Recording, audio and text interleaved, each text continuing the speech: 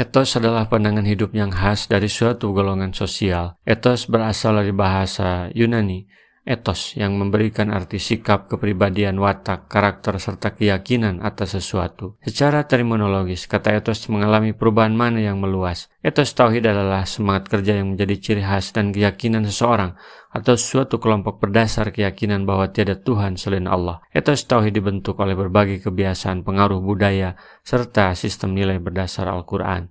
Dalam pengertian lain itu, etos dapat diartikan sebagai tumuhat yang berkehendak atau berkemauan yang disertai semangat yang tinggi dalam rangka mencapai cita-cita yang positif. Dari kata etos ini dikenal pula kata etika yang hampir mendekati pada pengertian akhlak atau nilai-nilai yang berkaitan dengan baik, buruk, moral, sehingga dalam etos tersebut terkandung gairah atau semangat yang amat kuat untuk mengerjakan sesuatu secara optimal, lebih baik, dan bahkan berupaya untuk mencapai kualitas kerja yang sesempurna mungkin. Qul hadihi sabili adu ilallahi ala basiratin ana wa man ittaba'ani wa subhanallahi wa ma ana binal musyrikin. Katakanlah, inilah jalan agamaku, aku dan orang-orang yang mengikutiku mengajak kalian kepada Allah dengan hujah yang nyata. Maha suci Allah, dan aku tiada termasuk orang-orang yang musyrik. Allah berfirman kepada Rasulnya untuk menyampaikan kepada manusia dan jin bahwa inilah jalan agamaku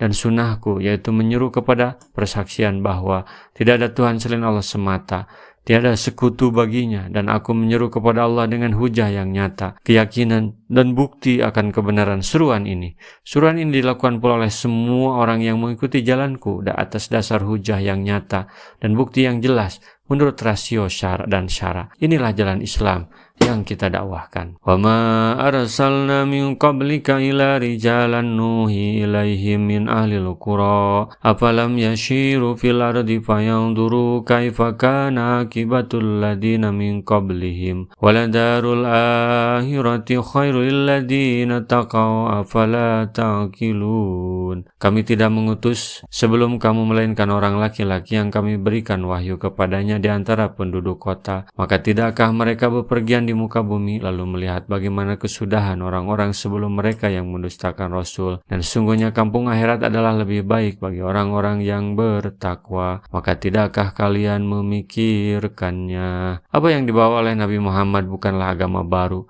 melainkan kelanjutan dari risalah para Rasul sebelumnya. Kalian bisa membuka sejarah orang-orang yang dibinasakan karena mereka menolak dakwah. Akhirat lebih baik bagi orang yang bertakwa.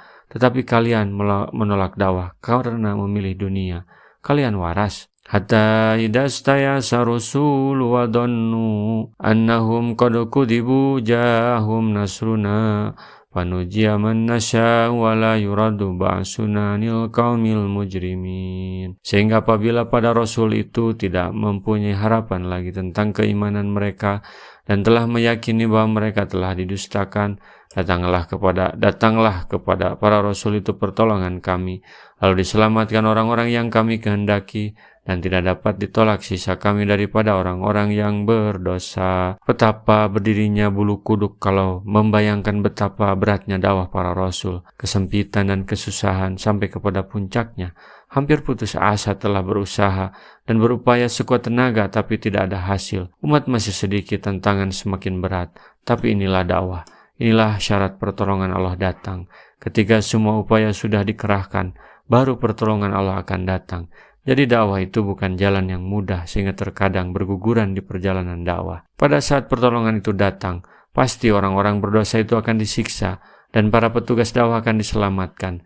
Inilah yang terjadi pada para petugas dakwah, termasuk dalam kisah Nabi Yusuf di sini. Dalam setiap episode tergambar betapa sulitnya kehidupan yang dialami Nabi Yusuf, meskipun akhirnya menang dan sukses. Demikian juga yang dialami Nabi Muhammad. Pada episode surat ini diturunkan, kita bisa membaca buku sirahnya, betapa Rasul mendapat tekanan, ancaman, dan kesulitan, meskipun pada akhirnya Rasul ditolong Allah dengan kemenangan Islam, hingga bisa berdiri tegak di atas bumi ini selama berabad-abad. Laqad kana fi qasasihim ibratul liulil albab maka hadisa yuftara walakin tasdiqal ladzi baina yadayhi wa tafsila kulli syai'in wa hudan wa rahmatan liqaumin yu'minun. Sesungguhnya pada kisah-kisah mereka itu terdapat pengajaran bagi orang-orang yang mempunyai akal.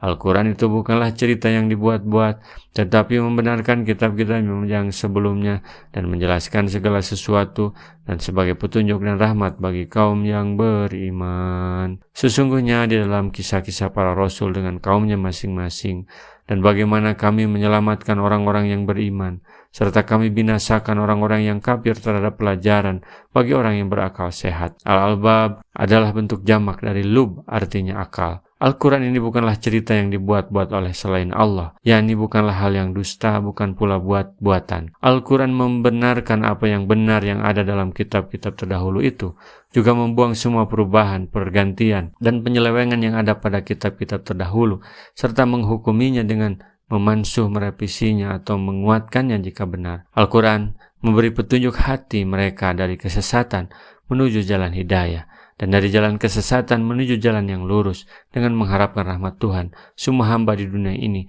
dan di akhirat nanti saat semuanya dikembalikan.